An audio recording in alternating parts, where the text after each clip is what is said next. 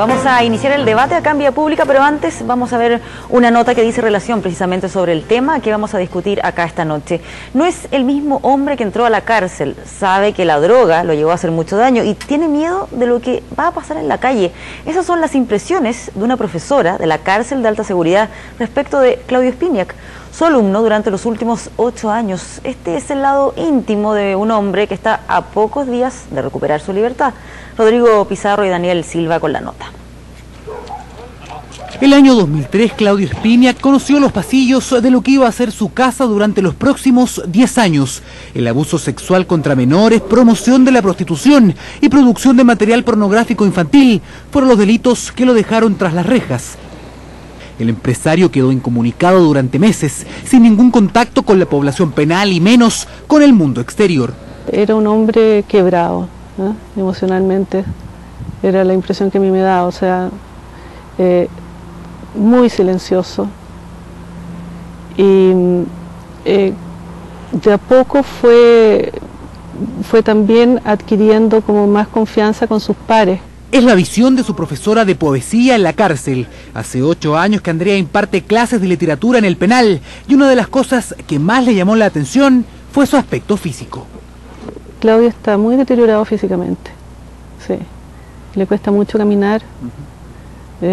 Entiendo que era un hombre que hacía deporte, hoy en día está lejos de eso, sí. No se ve un hombre vital o sano, no. Quien fuera un aficionado a las artes marciales y al esquí, un empresario del deporte, ahora avanza a paso lento y pesado. Entró con 80 kilos y hoy supera los 130. Según su profesora, él está consciente de lo que hizo y comenzó a escribir poesía para comunicar sus inquietudes. Ha sido una búsqueda de reconciliación con sus hijos, con su familia. Yo creo que él, a través de sus poesías, ha expresado muchas veces el dolor que siente por su tema familiar, por haber causado tanto dolor. Dolor que Andrea dice lo ha hecho reflexionar respecto de los motivos que lo llevaron a protagonizar uno de los escándalos policiales más bullados de los últimos años. Me habló de una suerte de vacío existencial cuando se vendió la empresa familiar y él quedó con poco que hacer. Y por otro lado, la adicción a las drogas.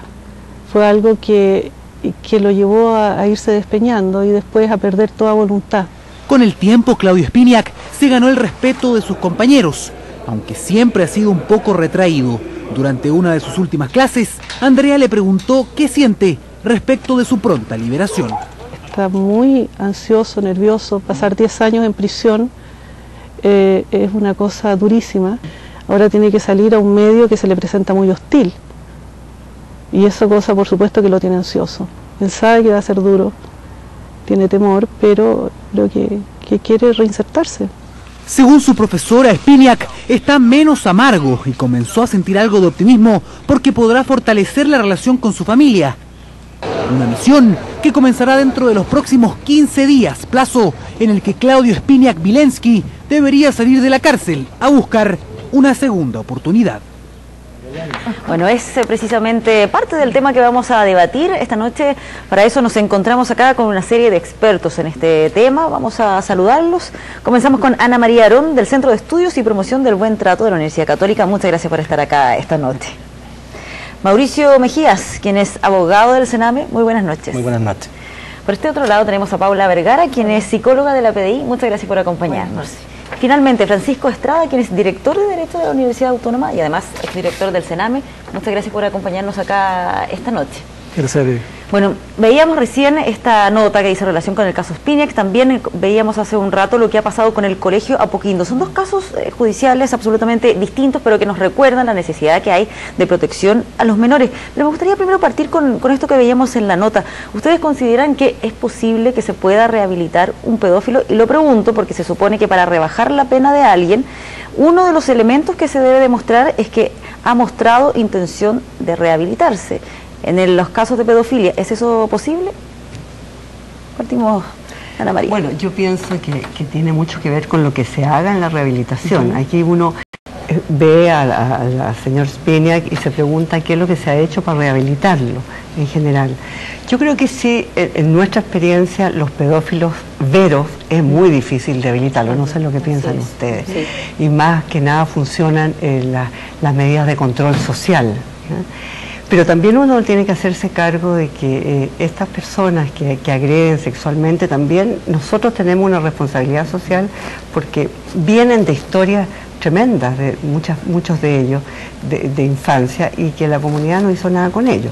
No los vamos a justificar, pero obviamente que aquí hay una responsabilidad compartida de lo que está pasando.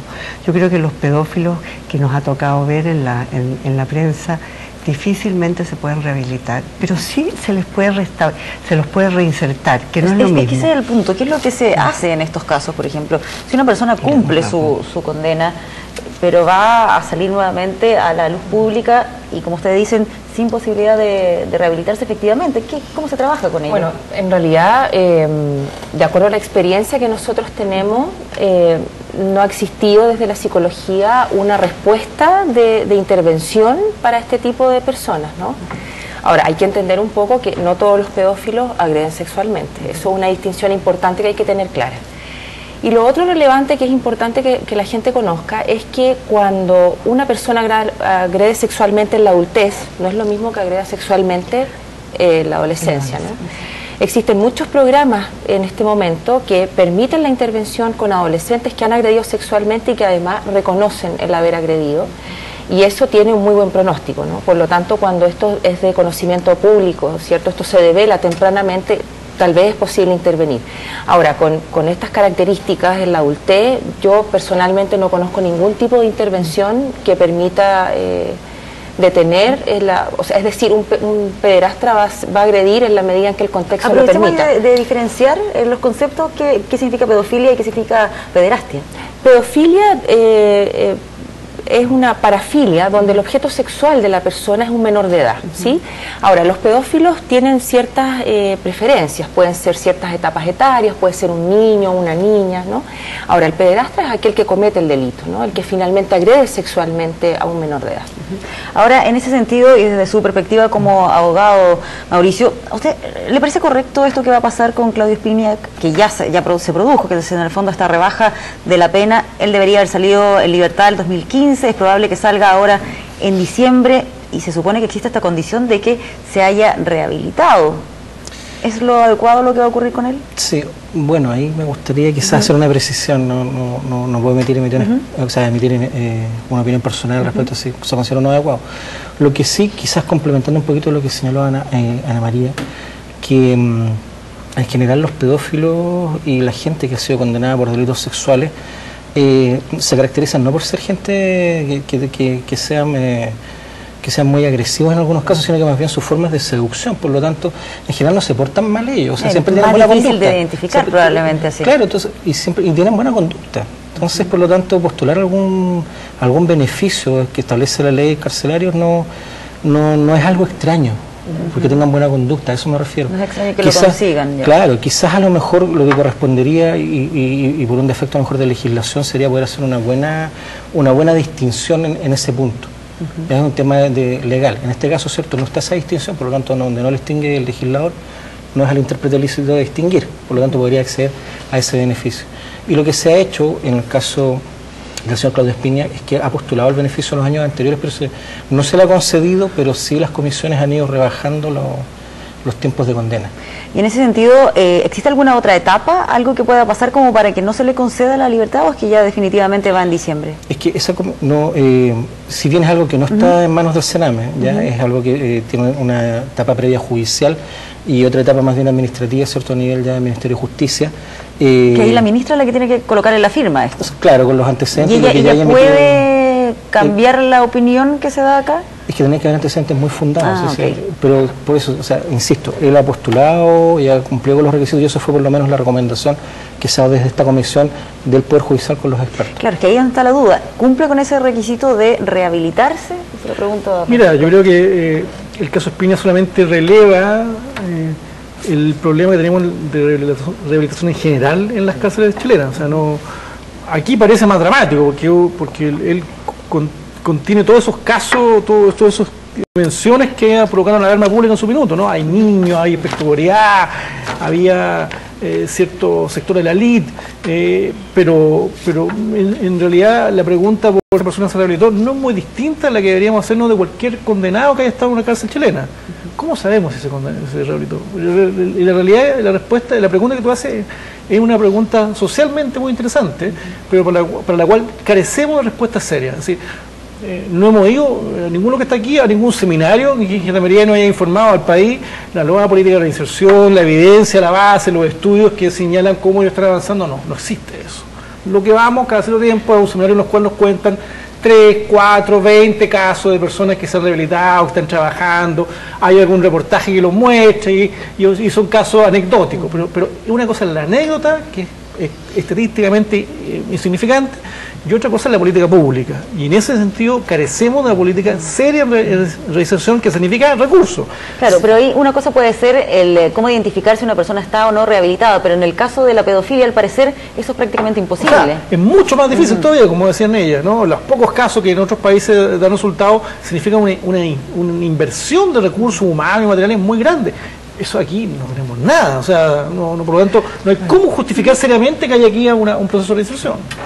Y en ese sentido, quizás poner más el énfasis en lo que es la prevención, la educación, o sea, porque aquí tenemos el foco puesto en estos agresores, pero la gracia sería poder tener sistemas de educación, sistemas de prevención que disminuyeran esa incidencia, no solamente de proteger a los niños, sino que además también se ha distorsionado un poco, no sé lo que les parece a ustedes, pero esta sensación de que si ponemos cámaras en los colegios, en las casas y en todas partes, entonces vamos a tener a los niños protegidos. Es un sistema realmente de una observación y que te lleva un poquito a la paranoia, ¿no? Claro, pero que a lo mejor se puede entender un poco cuando vemos casos como este del colegio Apoquindo. Se supone que los padres confían en el colegio, mandan a sus hijos a esos lugares teniendo plena confianza que no les va a pasar nada. Entonces se puede entender un poquito ahí la paranoia que tienen algunos. O sea, si uno tiene hijos o si uno tiene nietos, la entiende absolutamente. Pero de nuevo lo que planteabas tú, desde el punto de vista de las políticas públicas, ¿qué es lo que tendríamos que hacer? Por ejemplo, esto que está pasando, y es tremendo escuchar en la prensa que el caso Spinac o el caso de Apoquindo, pero por otro lado, si nosotros pensamos, hace 20 años estos casos no existían.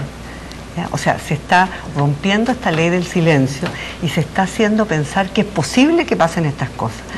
Pero también, ¿cómo poder instalar en los colegios políticas de buen trato? O sea, que haya realmente una prevención que no tenga que ver con que los niños aprendan a defenderse, sino que sea realmente una comunidad en que... ¿Pero qué es lo que falla, por ejemplo, en casos como el del colegio Apoquindo y de tantos colegios jardines que hemos visto? Yo pienso, no sé, no conozco el caso en particular, pero conozco otros casos en que lo que tú tienes que cambiar son las formas de relacionarse con los niños, las formas de relacionarse con los profesores, de tal manera que los niños tengan acceso, por ejemplo, a conversar con sus profesores, que lo puedan decir. En general, cuando tienes colegios muy estrictos, muy disciplinados, curiosamente pasa mucho en los colegios más disciplinados que funcionan más, quizás es muy extremo decirlo, pero totalitariamente, ¿no? O sea, todos se portan bien, todos cumplen la norma, pero no hay como este vínculo, esta capacidad de comunicarse que le permita a los niños decir las cosas que les están molestando. Ahora, eso por supuesto que es mucho más complicado, o sea, es mucho más fácil dirigir un colegio donde todos los niños obedecen y que todos, o sea, tener niños con opinión, es lo mismo que en la casa, ¿no? Sí. Es harto más complicado. Claro, yo creo que hay dos tipos de sistemas normativos que han fallado fuertemente. Uno, como dice Ana María, es la normativa interna de los colegios. Piensa tú lo que ha costado que el Ministerio de Educación logre que los colegios tengan reglamentos escolares que se hagan cargo de convivencia escolar y de protocolos de abuso sexual infantil. O sea, costó una enormidad. La Lidia Casa, una investigadora, ha escrito mucho sobre cómo los reglamentos escolares no contemplan lógicas de derecho. Entonces, ¿qué nos va a extrañar que unas personas hagan cosas raras si la estructura de los colegios en general en nuestro país está diseñada para que si yo quiero hago lo que quiero contigo, te sanciono, no hay lógica del niño como un sujeto de derecho, ¿no? Y el otro sistema normativo que todavía falla en el país es la Ley de Protección de Derechos del Niño. O sea, no tenemos una ley de protección, tenemos una ley de menores del año 28 todavía, Y entonces nos acordamos cada vez que hay un caso dramático, el niño que muere, que se quema, que vive, nos acordamos de la Ley de Protección Integral de Derechos del Niño. Y hoy día a mí me pareció una cosa espantosa. Hoy día yo vi un debate en la Cámara de Diputados a propósito del informe del Senado, de los problemas de los hogares, y los parlamentarios hacen una serie de declaraciones fantásticas de protección del derecho del niño. Hace una semana discutieron la ley de presupuesto y el aumento del presupuesto del Senado fue 9%. Entonces uno dice, pero eso es una esquizofrenia. O sea, tenemos una retórica de derecho al niño, pero cuando hay que poner presupuesto, no aparece. Pero un tema de presupuesto y también de normativa, ¿qué es lo que se debería cambiar ambas ahí? Cosas, claro. Yo creo que ambas cosas. O sea, las leyes... Claro, pero en términos de normativa. Tenemos una ley de protección del derecho del niño, que tenga dimensiones de prevención, que tenga claro los roles de distintos actores públicos y privados. La sociedad civil tiene mucho que hacer en estas cuestiones también. O sea, esto no es un tema de apuntar a Senama o al Estado. Aquí, como te decía, los colegios tienen obligaciones. El sistema educativo tiene que repensarse desde la lógica del niño como sujeto de derecho. Y no como el chiquitito que tiene que estar mirando y que tener el cuello en dirección a la profesora, porque ahí está funcionando. Si tú te mueves para el lado, estás mal. ¿Qué te pasa que está...? No, o sea... La escuela como espacio educativo es más un mito que una realidad entre nosotros.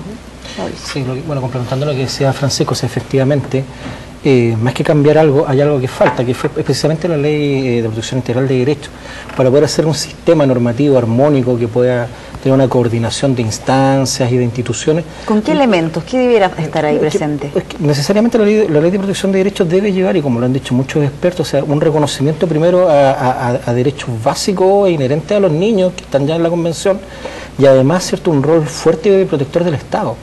Y eso es lo que, y desde ahí se empieza a construir este sistema. No basta con una simple coordinación de que tal servicio, tal institución o tal ministerio se coordinará con este otro, sino con un compromiso, una garantía.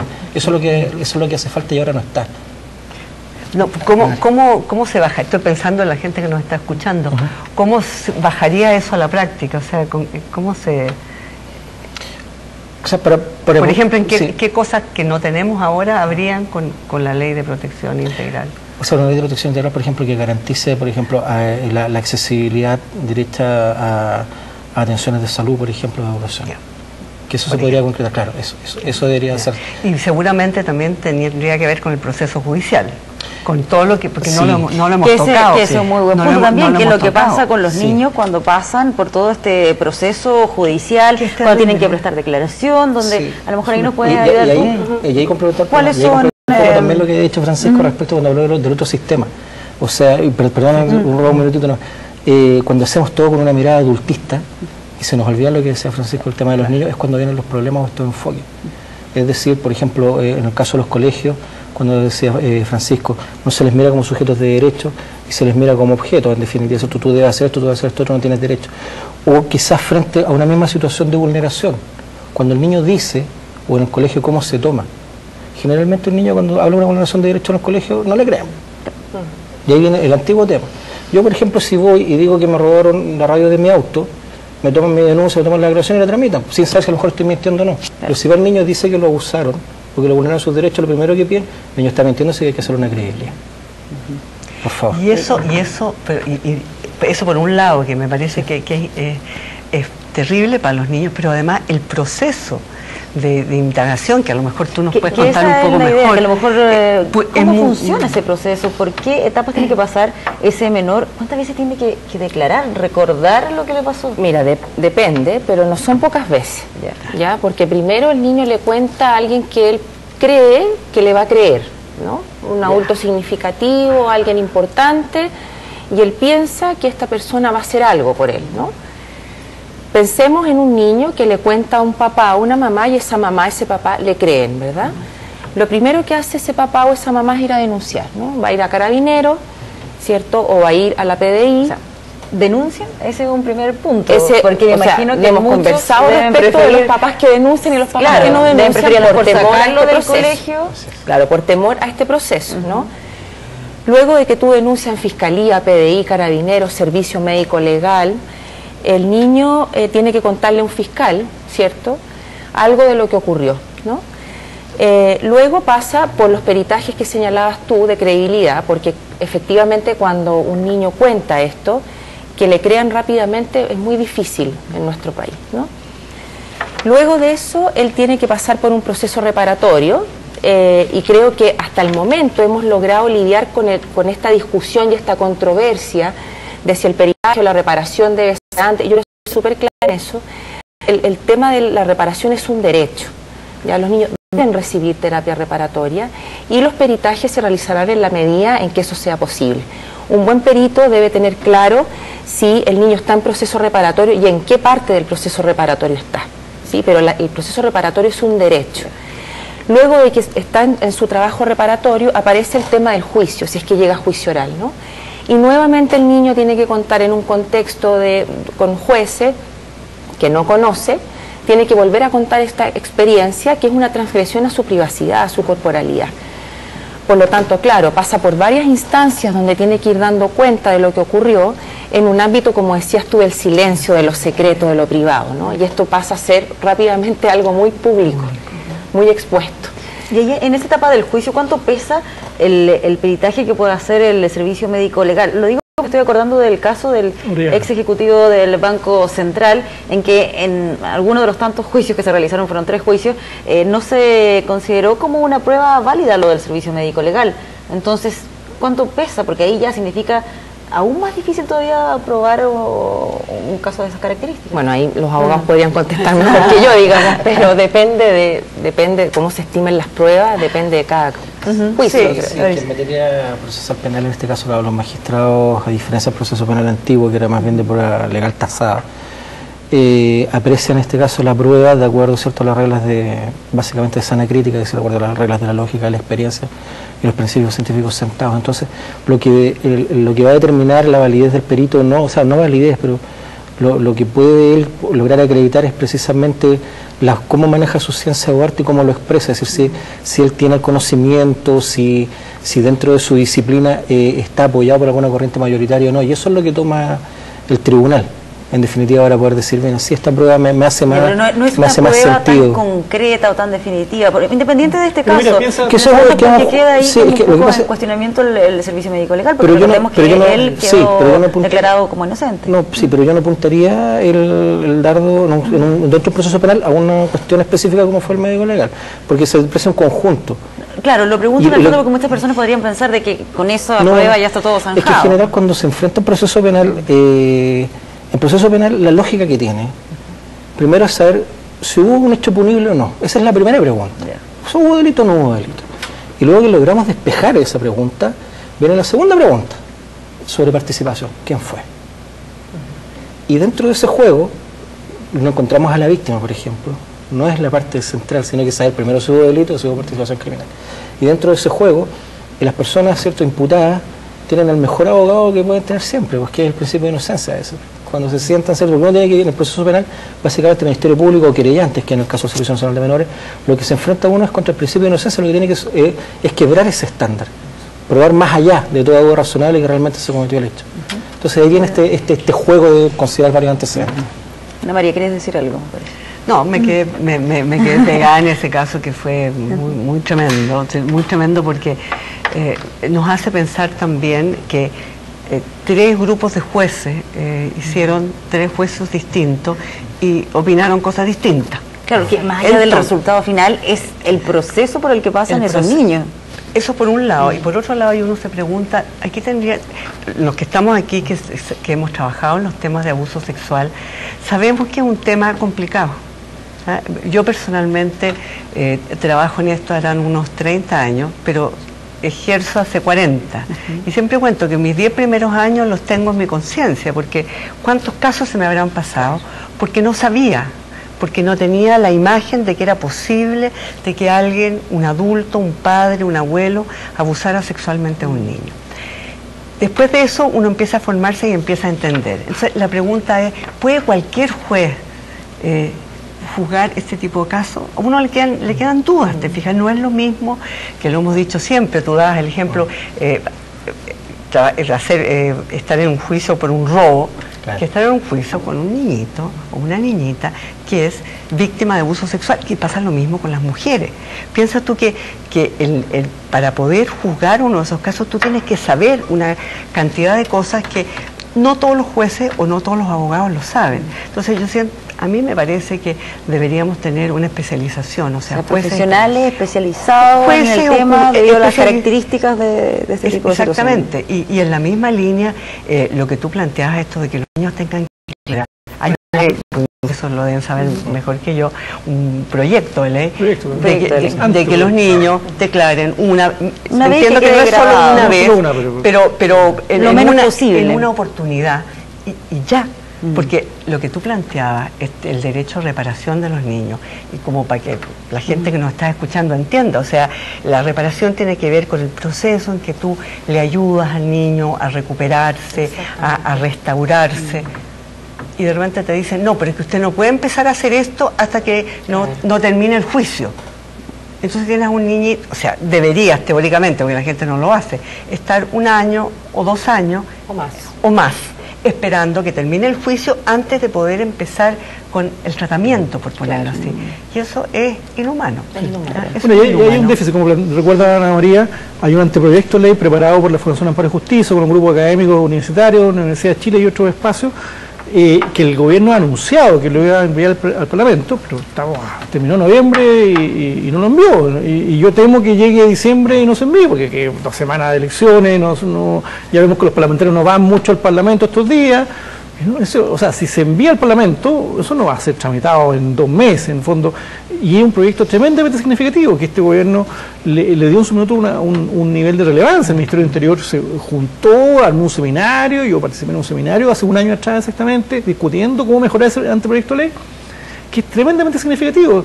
Tenemos, como dice Ana María, niños que han pasado por los peores delitos y que más encima cuando llegan al sistema de justicia lo pasan aún peor.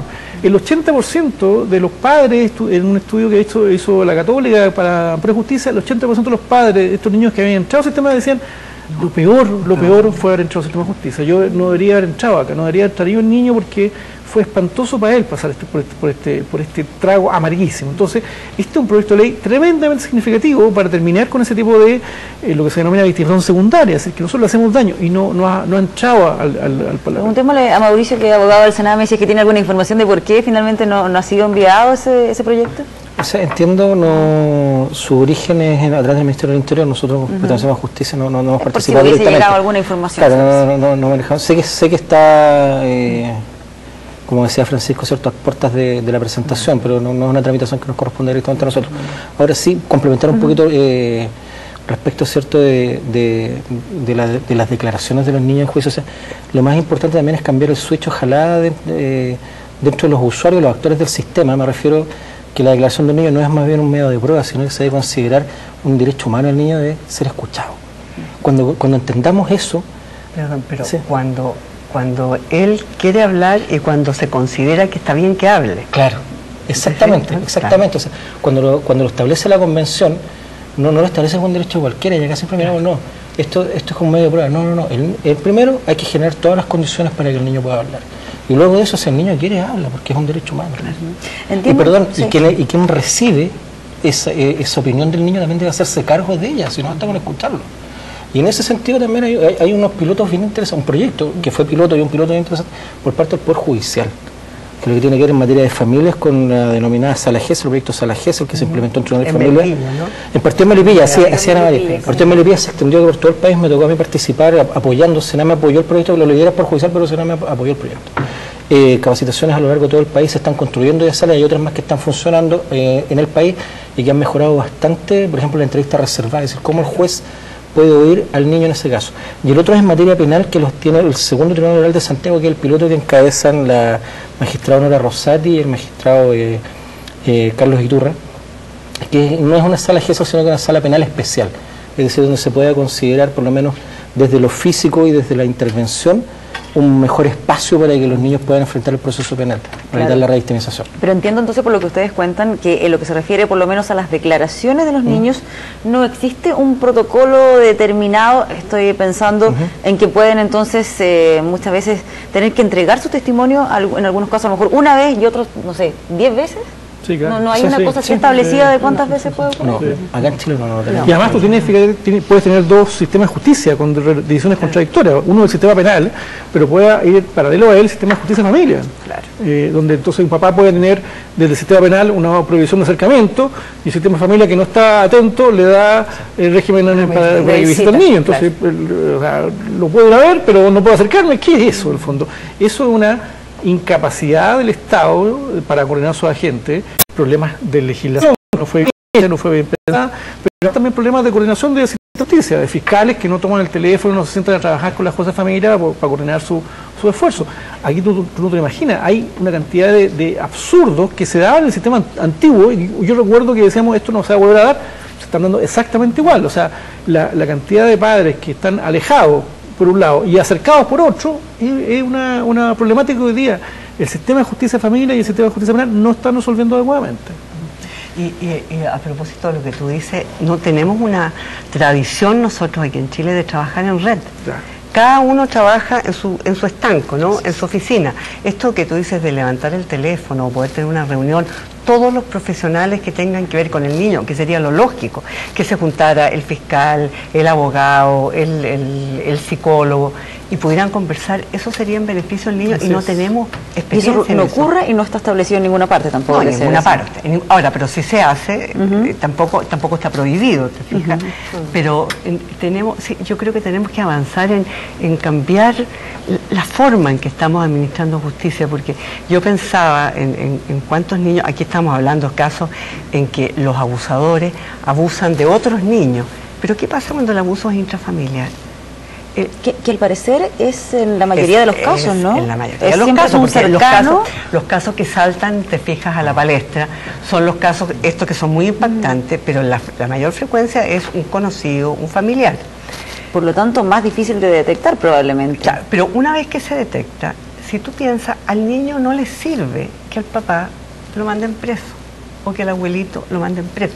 Estoy pensando, a ver, usted, aquí los abogados, me estoy metiendo en las patas de los caballos, pero es un sistema de justicia muy punitivo y no restaurativo. Pero y en ese caso, ¿qué es lo que se debiera hacer, por ejemplo, en ese caso? No sé lo que se debiera hacer, pero sí cambiar esta forma de administrar justicia en términos de que lo que hay que hacer, como decías tú también, es decir, hay delito, hay un culpable, se castiga. Claro. Pero ¿qué pasa con la dignidad de la víctima? ¿Qué pasa con la dignidad del agresor? Por eso te digo, igual que a la mujer, yo estoy trabajando en un proyecto con mujeres víctimas de agresiones sexuales. Y la mayoría de las mujeres se desiste, ¿cierto? Y ese es el problema. Que presenta la denuncia, presenta la denuncia, un par de días y la retira. Y lo retira. ¿Pero por qué lo retira? Porque lo que ella quiere, y lo dicen, yo no quiero que mi marido lo manden preso, yo quiero que no me pegue más, yo quiero que no me agreda. ¿Me entiendes? Que lo que la justicia les da no es lo que las personas están buscando. Ahora, ¿cómo se hace eso? Eso es... Claro, porque ahí se plantea un tema, por ejemplo, ¿debieran seguir viviendo en el mismo lugar? Yo creo que no. No, por supuesto que no, pero te fijas que muchas veces y si tomamos en cuenta lo que ustedes dicen, que un pedófilo no se rehabilita, también es complicado la solución. Ahí ¿qué es lo que se hace con ese abuelo o con ese padre en una circunstancia como esa? Bueno, mira, hay una política que yo he tratado de propiciar aquí en Chile que no tenemos, que son los puntos de encuentro, que es un espacio español muy interesante. Tenemos muchos casos en los cuales hay sospecha, por ejemplo, de que el padre sea abusador. Pero sospecha, y la develación o la investigación puede durar un año. ¿Qué hacemos en ese año? Bueno, ¿qué hicieron los españoles copiando a los franceses? Bueno, esas visitas van a ser vigiladas, en un espacio controlado, licitado, con profesionales que van a estar atendiendo, que pueden intervenir. Pronto tú puedes garantizar que no va a haber algún daño a ese niño, pero también puedes garantizar que ese padre que está todavía con la presunción de inocencia, pero que estamos investigándolo, también tiene acceso a poder verlo. En el fondo no se rompe el vínculo. ¿Qué pasa si pasa un año y lo absolvemos? Inocente, claro. Bueno, ese sistema español de los puntos de encuentro ha resuelto este tipo de problemática y otras más también. O sea, imagínate cuando haya habido alejamientos porque el conflicto familiar fue muy intenso, el papá no ve al niño hace 6 meses, entonces no puede ser de un día para de la noche para el día que lo vuelve a ver. Hay un espacio en que hay profesionales que van ayudando a la gradualidad de ese encuentro. Los puntos de encuentro, a mí me parece que ha sido una forma en que el sistema español y el francés resolvieron algunos de estos problemas, yo creo que aquí en Chile podríamos intentar una por ejemplo, en esos países, esa. ¿cómo se funciona con las condenas a los pederastas? En el caso, por ejemplo, de Claudio Spinac, que fueron 12 años, ¿es una cifra adecuada? ¿Son más años? Nuestro sistema suele ser bastante bajo en comparación. Aquí al lado, en Argentina, con el mismo delito de Spinac, yo sacaba la cuenta, le habrán dado hace 20 años por lo pronto. En una situación de la sí, por lo habría menos sido 20 años por lo menos. 20 años. Entonces, nuestro sistema suele tener, y por eso también tenemos que reformar nuestro Código Penal. Hay un proyecto, hay un trabajo también en una comisión nombrada por el Ministerio de Justicia, hay que reordenarlo, hay que tener nuevamente que la jerarquía no se disparen unas para otro lado, que no respondan a los delitos mediáticos, ¿no? Porque Spinac viene cuando una mediática y los parlamentarios a reformar la ley, qué sé yo, y se perdió un poco la racionalidad que es necesaria para cuando está legislando. Y en esas mismas experiencias internacionales, ¿qué es lo que pasa con ellos una vez que salen de la cárcel? Quedan en libertad, pero ¿hay algún tipo de seguimiento? Claro, lo comentaba Ana María, el control es muy fuerte, ¿no? Desde el monitoreo electrónico norteamericano hasta la alarma, los avisos en la comunidad, y avisos que significan a veces que hay incluso voceo, o sea, pasa como el perifoneo que llamamos acá, el que dicen aquí vive una persona condenada por delito sexual, para que la comunidad se entere, se pegan carteles. Ese tipo de controles, como decía Ana María, que han entregado al control social informal, generan algún tipo de por lo menos de protección para los niños. Sí, ahora, no basta eso, no basta eso, y por eso también lo que decía Ana María, el tema de la prevención, del trabajo de que las comunidades se paren, como dice, y se llama el centro en que trabaja Ana María, del buen trato y no del pánico moral. El pánico moral, que una mirada que en Europa causó mucho daño, puede ser muy peligroso, ¿no? Tenemos que pararnos en el buen trato. El buen trato significa estar atento, no ser absolutamente ingenuo, pero tampoco estar ahí desde solamente el miedo, ¿no? Sí, vamos a volver con este tema, pero vamos primero a una pausa y ya regresamos acá con más debate en vía pública.